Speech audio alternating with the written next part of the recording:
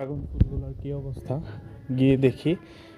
যেহেতু রাত 9:30 বাজে, এখন ফুলগুলো ফুটে যাওয়ার কথা। মাশাল্লাহ মাশাল্লাহ,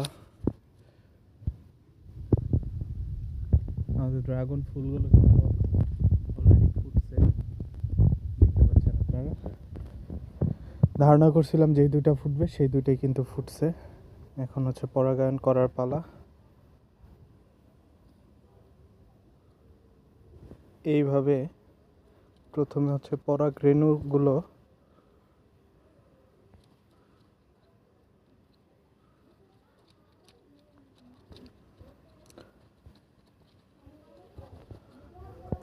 একটা কাগজের মধ্যে ফেলে নিলাম।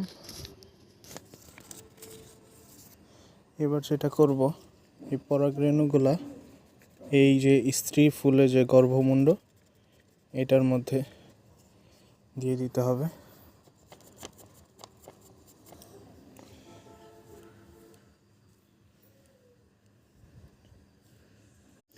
নিচেরটাও সেম এইভাবেই।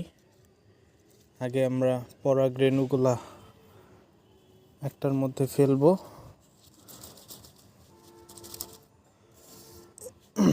এরপরে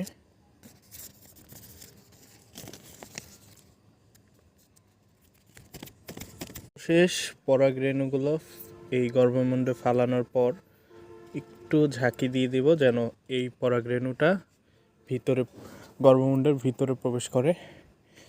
আমাদের পরাগায়ন অলমোস্ট শেষ।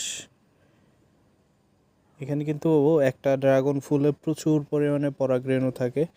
এই দেখছেন এইখানে পরাগ রেণু। এই পরাগ রেণুগুলো এই রাত্রে যেহেতু পোকামাকড় থাকে না, সেহেতু আমরা যারা বাগানি আছি তারা কিন্তু এই ড্রাগনের পরাগায়নটা নিজ হাতে করে থাকি।